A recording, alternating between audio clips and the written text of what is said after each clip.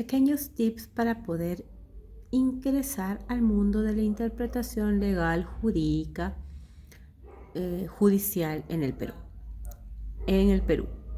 En primer lugar, tenemos que entender que existen diferentes escenarios. El primero es que puedes ir a penales, a cárceles. Específicamente, en mi experiencia, he ido a Ancón 1, a Ancón 2 y a la cárcel de mujeres de Chorrillos. Todo esto en Lima. Mi experiencia solo es en Lima. Cuando entras a Ancón 1 y Ancón 2, si vas con vehículo propio puedes dejar todas tus cosas ahí y tu llave se puede quedar en el ingreso. Pero si vas como cualquier mortal en tu taxi, en lo que fuere, no hay manera de que tus cosas se queden en la entrada. No te lo permiten por temas de confidencialidad y por seguridad. Lo único que tienes es una señora como 4 kilómetros más abajo que tiene lockers tipo supermercado y allí lo tienes que dejar. Las únicas personas que pasan con celulares son los abogados y los jueces, que igual no funcionan porque esos dos penales tienen bloqueador de señal. Si vas a la cárcel de mujeres es totalmente diferente. Allí sí te dejan entrar, pero los celulares y todo tu contenido se queda después de que han verificado tu identidad con huella dactilar y con tu DNI, se quedan en la entrada. ¿Por qué?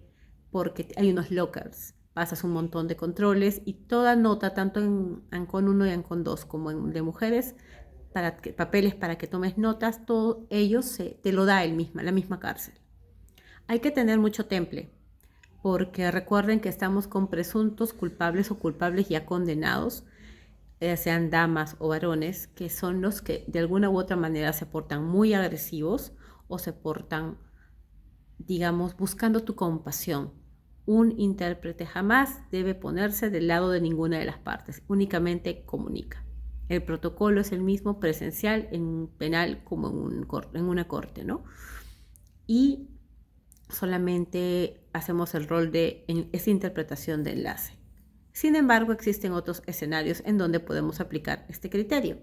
Tenemos las conciliaciones, los depositions o testimonios, en donde sí, digamos, hay mucha mayor flexibilidad en cuanto al protocolo de vestimenta, porque allí, aunque nos ven, no salimos filmados y existe la modalidad presencial y de video remote interpreting para los depositions específicamente, incluso para ciertas conciliaciones, en mi experiencia.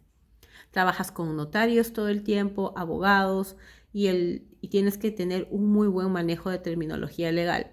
Mi consejo, o al menos lo que a mí me sirvió, fue tener experiencia traduciendo legal, judicial y jurídico para poder interpretar.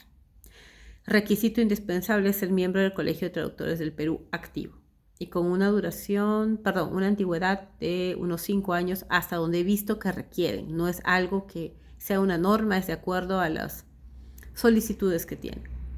Existe la modalidad también de interpretación de enlace, siempre es enlace, nada es simultáneo en la interpretación legal, hasta donde mi experiencia me permite entender, en los matrimonios civiles, en donde es la situación perfecta porque prácticamente es una traducción a la vista.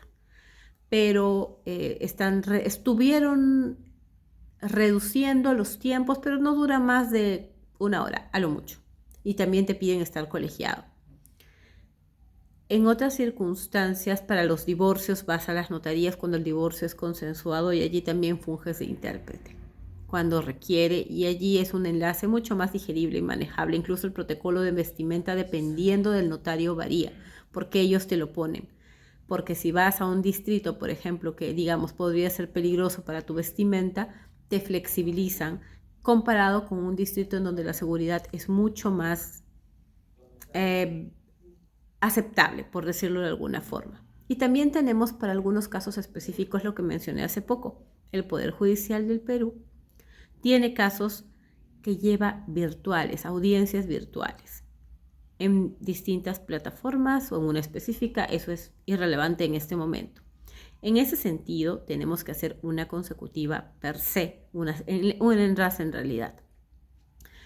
Y debemos estar con la cámara encendida todo el tiempo con el protocolo de vestimenta de una presencial para corte. Eso es obligatorio.